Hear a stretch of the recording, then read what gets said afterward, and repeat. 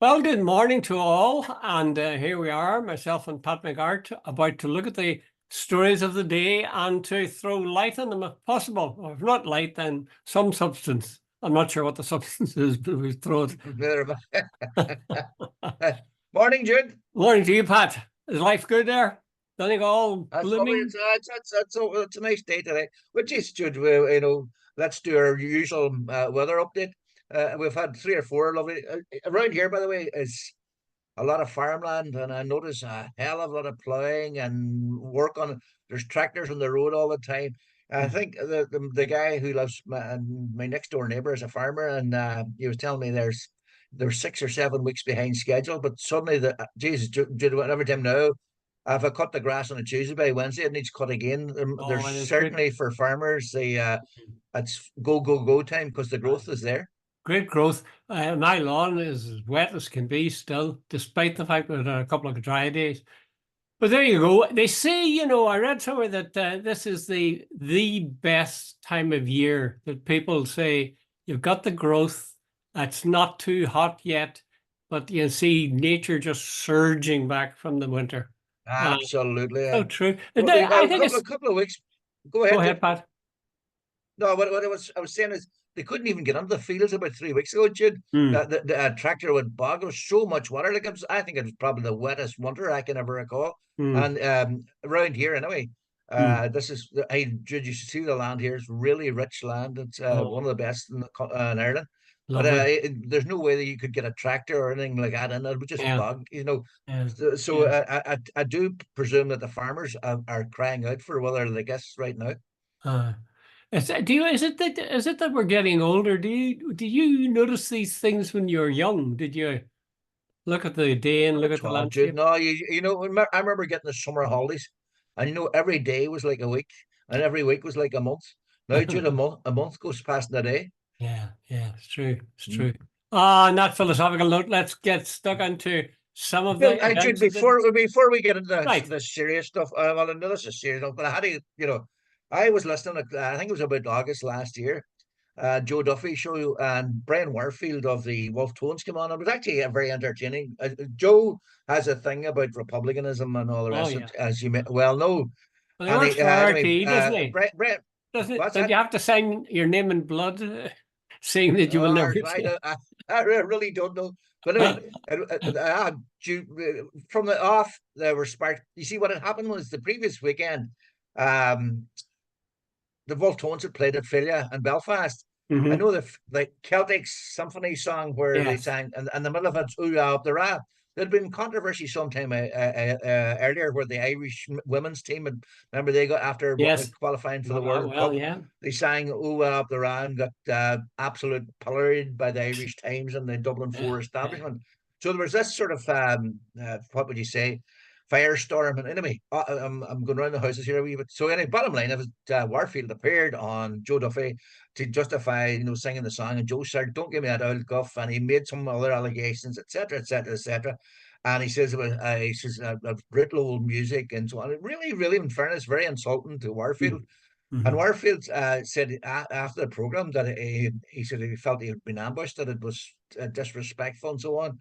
And so anyway, bottom line of it all is yesterday apparently, or sorry, on Wednesday, Warfield issued defamation in the High Court, and he's got Paul Tweed, who is probably the best known Oh, libel lawyer in this yeah, part of the yeah. world as his representative. So it's quite serious. And I wrote it down. Joe Duffy said, "I'm sick. I'll not repeat the ones I think that the label because Aye. I think that could get me into label as well." But on air, he said he was sick of hearing Wolf Tones, Celtic Symphony, and he said it was brutal old rubbish. And when what do you call it, Warfield trying to explain it, he says, "Don't give me that old guff." Now, Joe made certain other remarks about the song Mm. that I think are the meat and bones of the defamation case, and I'm not Yes, going there. yes, yes. Is that a wise move, do you think, by Warfield? Or people who are, as they see themselves as being the light? Well, it's always somehow, isn't it, republicanism in some form or Yeah. another that gets the boot in the Well, media? Warfield apparently asked for an apology, that he didn't want to go down this road, that he felt he'd been treated, that he'd come on as a guest and was treated the way he was. Hmm. And Tweed said in a statement that this was the last, or I'm sorry, I'm implying from the statement that he's, or inferring from the statement that this was the option they had because RTE refused and Joe Duffy refused. I'm taking that's what they were saying, that they Oh, were looking really? for an apology, and they weren't getting it, so they're now taking legal action. Isn't By the that way, interesting? Warfield has a point, because even if Joe Duffy didn't like what he was saying, I'm not sure. No, the way he was treated on there. Now that's maybe a separation from the defamation. But if I come on Joe and to Joe Duffy's show and Jude and started saying the same to me, "Oh, you're talking all bloody rubbish and don't give me that old guff and all the rest," Mm, mm, I think I'd feel insulted. But Brian Warfield wrote the Celtic Symphony. mm, They got a huge crowd in Belfast, and then they went to Electric Picnic, Jude. I think about a month later, and they got the biggest crowd ever.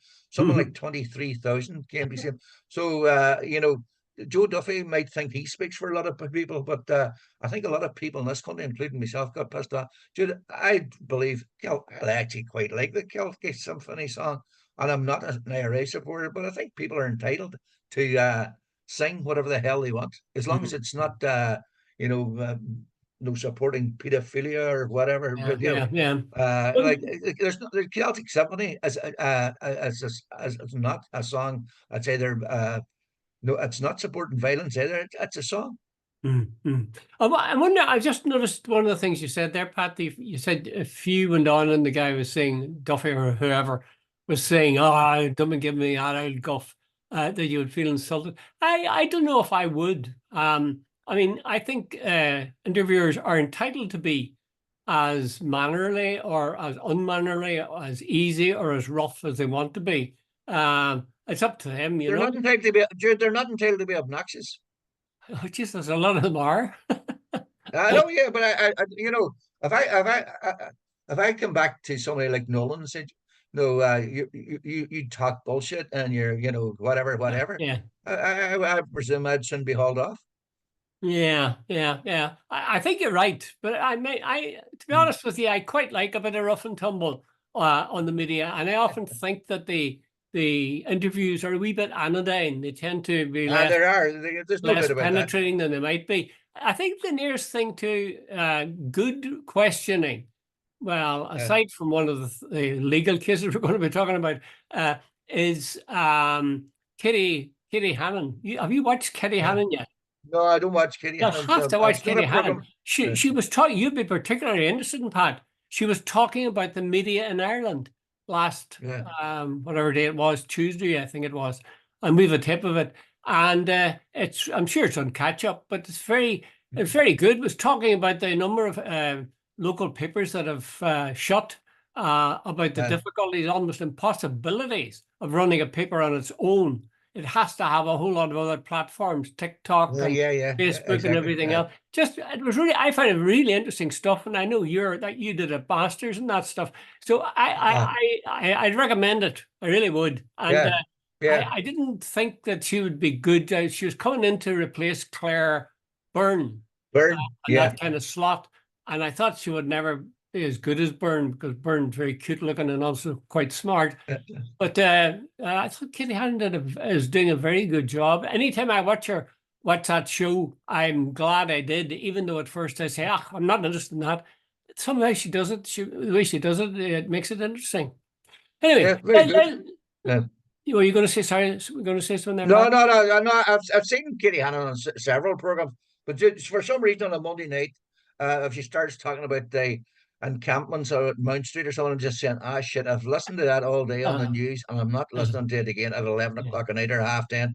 Go yeah. get me book and sit down, turn off the TV and sit reading me book.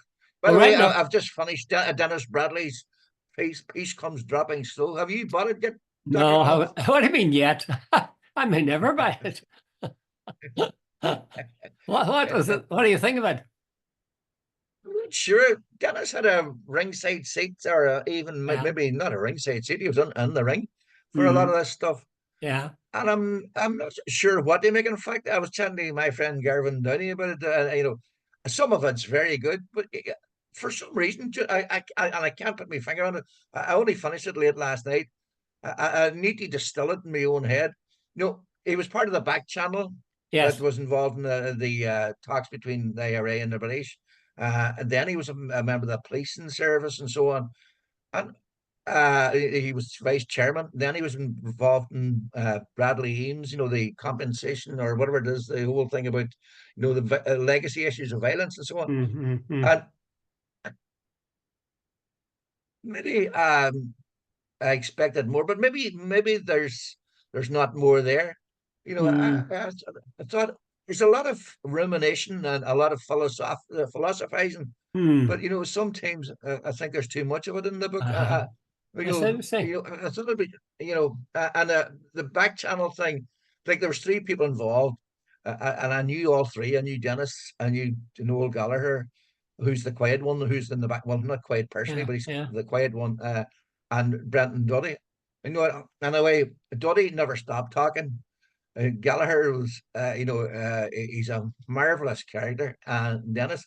No, Gallagher, by the way, this is a true story. Gallagher landed into me one day when I was editor of the Dairy Journal. He was a coal man, and I don't know if I've ever told this story publicly, but anyway, his face was covered in coal, and his clothes were all covered in coal. And the wee girl in the front desk says, "Pat, there's a Mr. Gallagher here. You see, he says he'll only be 2 minutes." Mm. And I thought, all right, okay. She says, and I was really busy today. I said, all right, chat him on.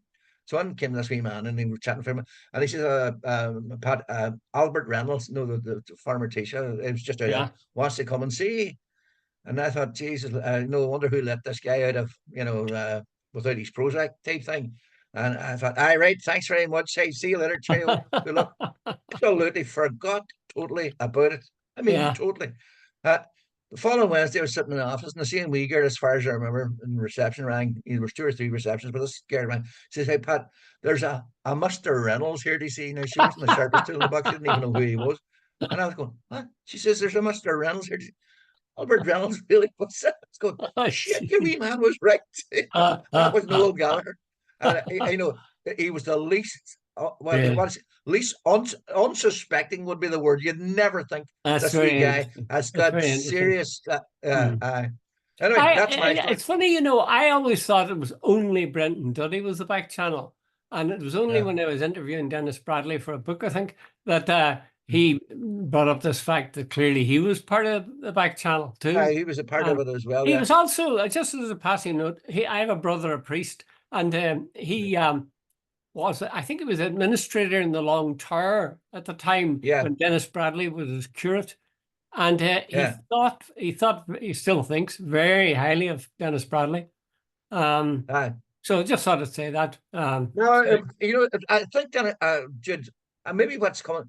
When I'm finished, I think Dennis should have stayed a place. Now his wife Mary's a lovely, lovely she woman, is, I I can met say. her once, But yeah, lovely woman. and I think in Dennis's head and in the book, it comes He's still a across priest. still a priest. Yeah, I think that's I was there's something thinking about it. actually, Yeah, I was yeah, thinking that when you were talking about the philosophizing in it, yeah. I think it was too much philosophy. It's almost like a priest ruminating on what I should have done morally and what I should have done. And I'm going, shit, just tell the bloody story. Anyway, go ahead. That's my opinion. Well, you have a different style, Pat, and your style is very, very. I don't know what it is. It's very narrative bound. You always Yeah, bring yeah, things to life, yeah. and You see, whereas I believe one thing you learn, or at least I learned, was look, don't go around the houses to tell the story. Dude, I've always remember I was a young reporter who said there was a lorry coming down a big hill in Letterkenny and went across the road and it hit a building across the road. And one of our young reporters at the time started saying, the roads in Donegal are very steep. And I said, Jesus, don't start giving me all that sort of shit. When Jude Collins is getting taken up the pepper, he's going, what happened there? The brakes failed yesterday on this 40-ton lorry, and it hit Martin's shop at the junction of whatever's the name, Bonnygee and whatever in Letterkenny. Fortunately, the driver escaped injury. That's all people want to know. They don't want to know the roundabout, what the roads are like. So I sort of learned from that sort of thing. See, tell the story and don't go around the houses. well, I think the newspaper style is a very particular style. I discovered that when I was working with my students in English. They were Yeah, going to be English teachers, and there was always a media strand there, and that was one of yeah, the things that I was quite struck by. You really are into a totally different way of structuring a story if yeah, you're going to do it in the written word and print. in newspapers. You've got to get the whole uh, story, really, the essence of it in the first paragraph or even the first sentence. absolutely. Yeah. I've had a lot of time for that. I think that's very commendable. Anyway, let's go to some But of the things been happening outside. The thing that's caught my eye, Pat, is the brouhaha at this inquiry, because yeah, the word is that a lot of messages, the Sinn Féin people wiped their phones and dumped the messages, WhatsApp messages that they sent during the COVID crisis. The DUP didn't, and there are more than 1,000 high-level DUP messages. And the Belfast Telegraph says that they show the party top brass mocking the Catholic Church, laughing at rivals, and the Deputy First Minister's care for the vulnerable. So have you read those? Have you read any of these I read talks? well, I read the media reports. I haven't read all 1,000 of them, but Yeah. I got it. Jude, some of them. Peter Weir does come across as having a really good sense of humor.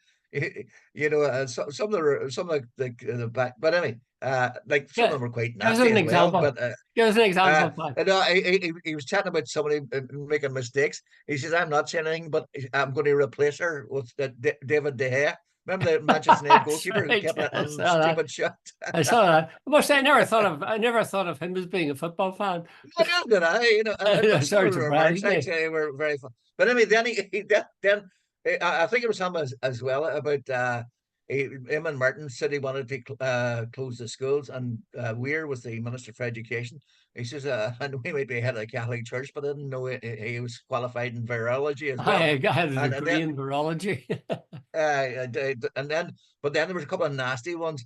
Tell the Catholic Church to bugger off. Their track record of looking after kids isn't exactly great. Sort of thing, Well, that sort of. that's interesting. I Now, was in talking. fairness, I don't think. In fairness, that it's not clear that I'm better make it clear. Don't think it was Weir said that. I think there's some ambiguity in that. But actually, I was reading that and I was thinking, that's a nasty little one. But then I was thinking, um, isn't it true that the Catholic Church doesn't have a very good record in terms of looking after Yeah, vulnerable children? And then I was thinking, is that could be true, but maybe it might be equally true of a lot of other institutions. I mean, absolutely. let's face it, But it's the DUP leader at present is under uh, charges of sexual abuse. yeah, and well, you see the whole thing about it is, you can throw out certain. No, what I think the point being made there, Jude, is it shows a certain mentality. Well, the Catholic Church is actually it shows their mentality in regard. And Jude, some of the stuff about Sinn Féin, they were sneering at Sinn Féin. And by the way, bottom line of it all, Jude, it turned out Sinn Féin were right in regard. The Sinn Féin were urging a lockdown about 2 weeks earlier. And if you read some of these things, they're sneering at us, about panic reaction and they need to mature and all this sort of stuff. Arlene Foster and several of the DUP people at that inquiry have admitted they should have locked down at least a week, if not 2 weeks earlier. And somebody that they targeted, which I was quite surprised at, was God, Mallon, Nicola Mallon. Is that her name? Yeah. Very nasty, a couple of really Oh, nasty I ones was, about I was very surprised at that. They not only got Mad, after, Mad Malin and Ghoulish referring to. I also, No, talking about her appearance, yeah, as well as they said, "Oh, don't use any big words now while she's here, because she'll not yeah, understand."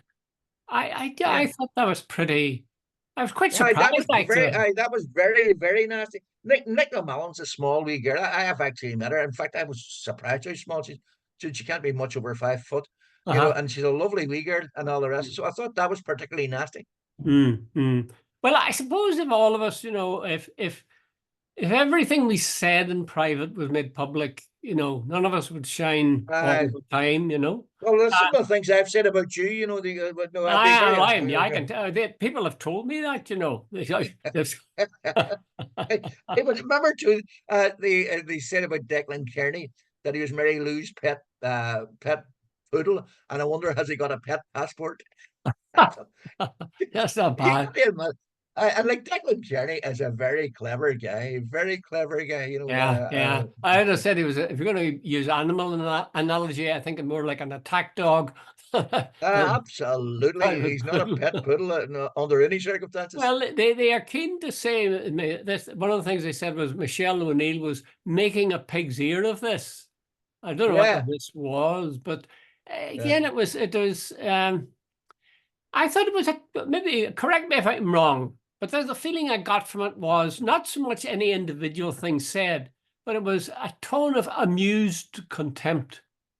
That's exactly what it is. There was Jude, right, you've just said something that struck a no trigger in my brain. Did you watch Arlene Foster being cross-examined by Oh that lady? yes, I saw that last Yeah. night.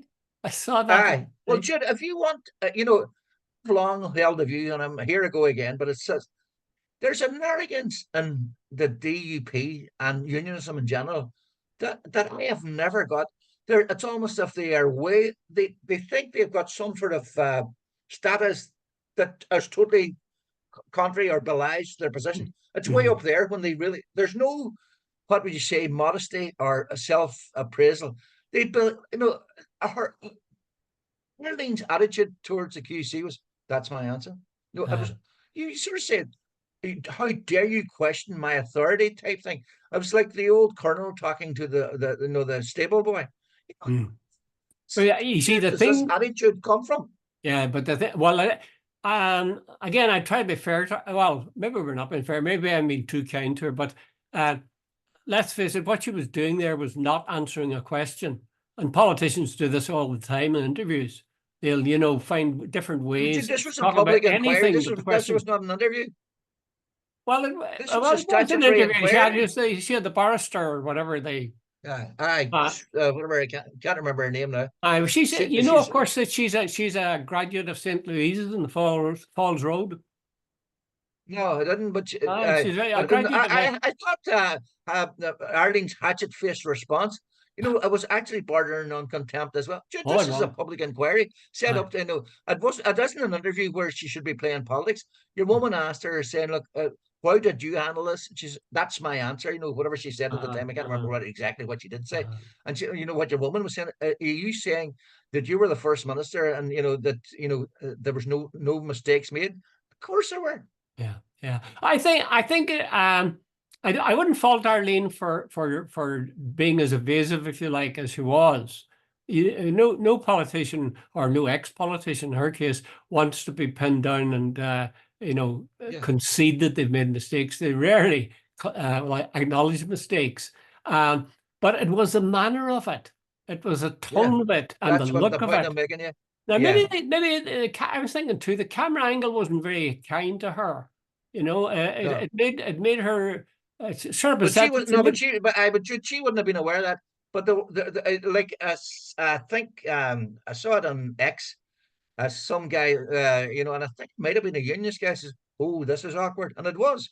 Yeah, yeah, yeah. Actually, I think Nolan said that last in his show last night, immediately after she'd been trying to avoid the question for about 3 minutes, and then they finished the Yeah, clip, and Nolan said, And you could see what he was getting at. And yeah, as I say, I'm sort of torn. I think Arlene didn't do herself any favors. There's no doubt about that. no, And especially since people are going to put her alongside Michelle O'Neill's performance. Now, yeah, Michelle O'Neill, and obviously Sinn Féin generally, whoever is advising them or whoever comes to the decision or how they came to the decision, I don't know. But they have decided they're going to put their hands up and say, yes, we did it wrong. We shouldn't have done it. yeah, We did this thing wrong. I'm really, really sorry. And once you do that, I mean, if somebody is your opponent, what are they to do? They yeah, can say, well, as they have said, which I think is pathetic. They've said it's yeah, no good. No, I don't accept that. Sorry.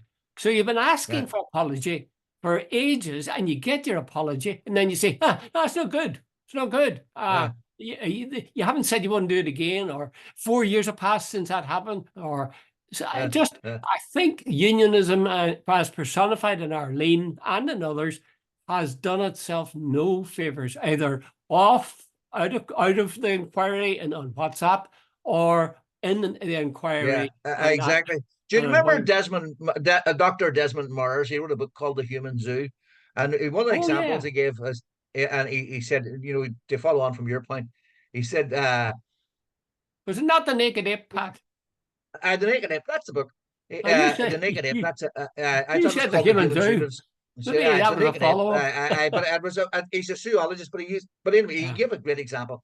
You go up to, you're doing 100 miles an hour, and or sorry, no, that's too much because you would say you're doing in a 50-mile zone, you're doing 60, and you're stopped by the cops. And you go up, and the cop stops you, and you go, bollocks! What are you at? Get your, if you know nothing else to do, and all the rest.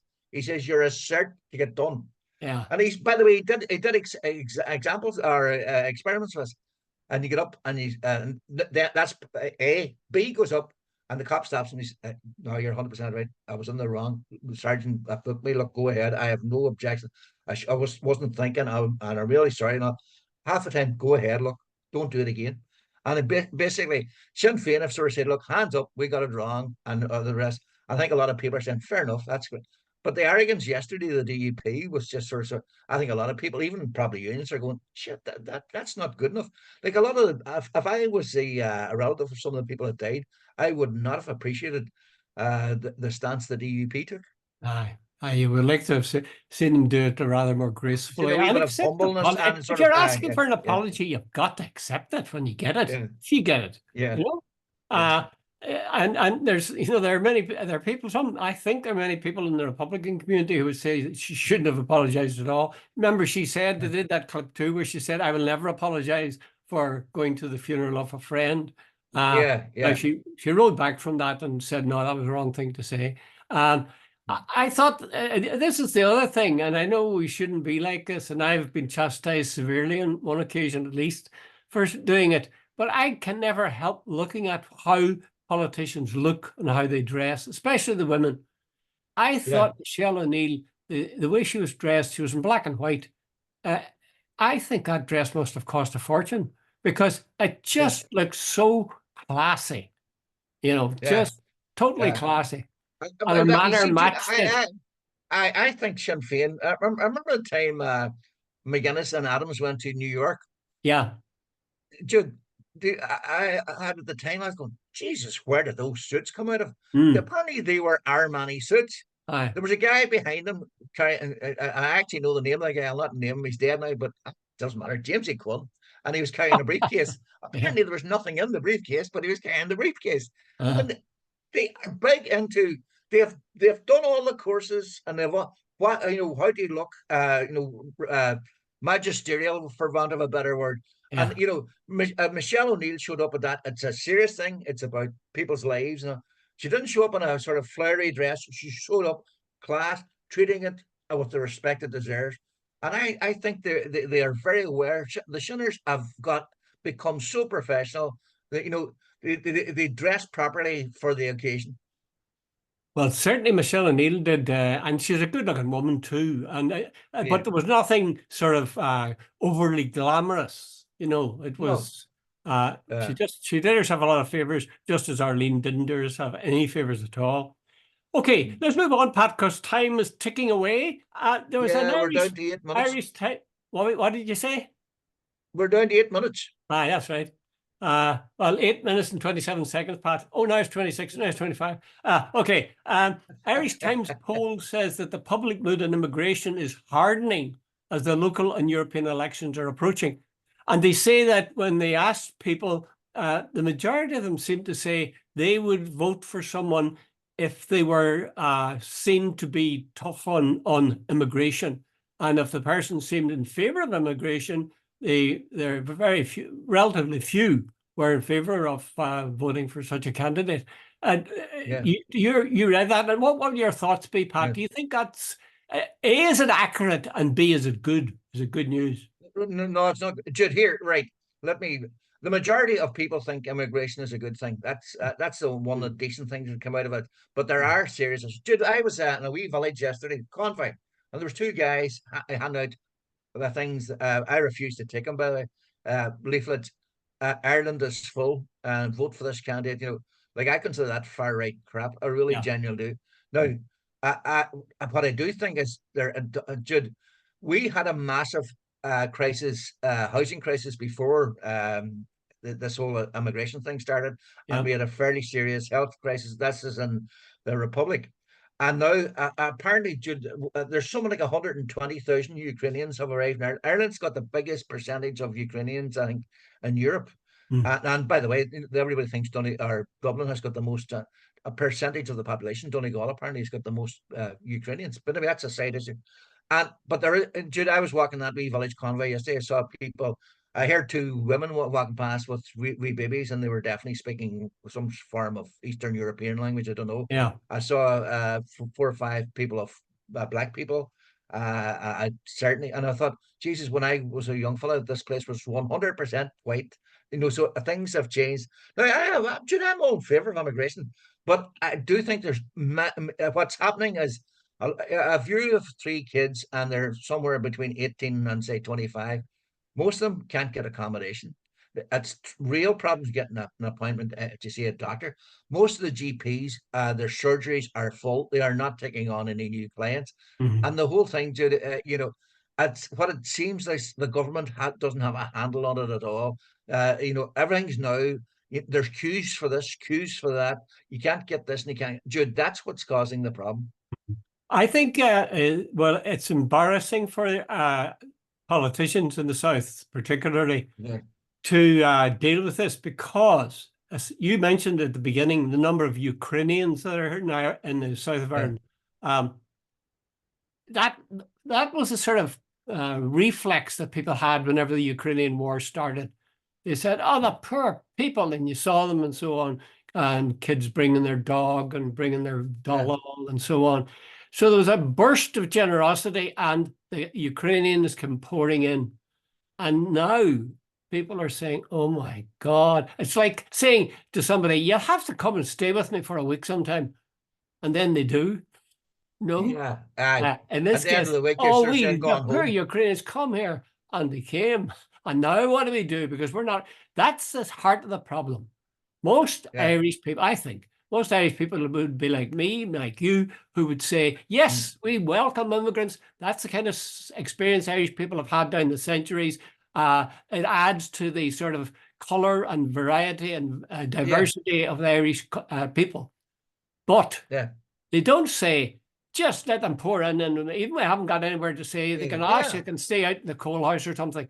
The truth is, the politicians with a pig's ear, they'll ever say a pig's arse of that. What they said about Michelle and Neil making a pig's ear of things. The government's control of it was absurd. And now when Sinn Féin came and said they're not in favour of open borders, geez, they're jumping in Sinn Féin and saying, "Oh, that's a dog whistle to racists." I think that's rubbish. Of course you've got to control your borders. Of course, if it started at the beginning and controlled, asked themselves, how many people should we take, can we take?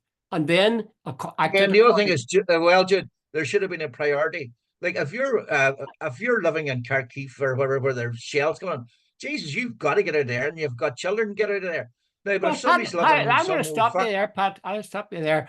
That's the thing that the media chose to highlight at that time. I'm convinced that there are other parts of the world where people were under at least the same kind of danger, or their lives were at risk, certainly. But we didn't know, like Sudan and places like that. Yeah, exactly, Jude. And I'm not disputing it. I think there should have been some priority list. Yes, that's right. That's right. I think we made a mistake by this wholehearted endorsement of Ukrainian people. Oh, they're special, so we have to bring them in.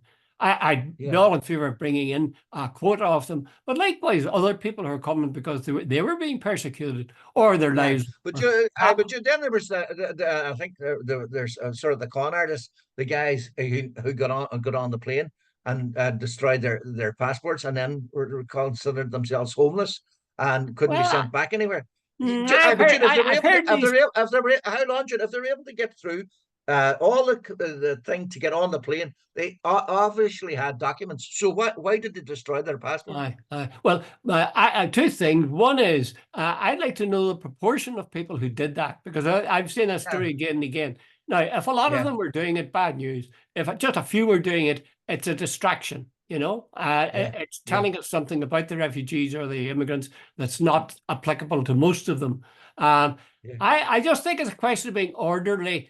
And Sinn Féin, you know, I think made the same kind of mistake as everybody else. In the early days, they were saying, "Oh, we've got a reputation for being friendly and open to people. Come on, stay at our place," and so on. And then, as the numbers came tumbling in, as the thing fell apart, they began to say, "Look, we really do have to clear this up. We've got to control the number of people coming in, and we've got to find accommodation for those who are in. And only But people who deserve to be here should be here." about 5 years ago, the government committed to, I think, putting up about 5 centres to, big centres to house asylum seekers. Not even a brick has taken place. The only thing is, yesterday they announced there's some big government place, I think it's in Dublin. It's about set in 40 acres. I think it might have been, it would have been planned to turn it into a prison, but all the facilities there. So they might be able to put a lot of people there. But there are people making serious money, private individuals. It's becoming a racket, if you know what I mean.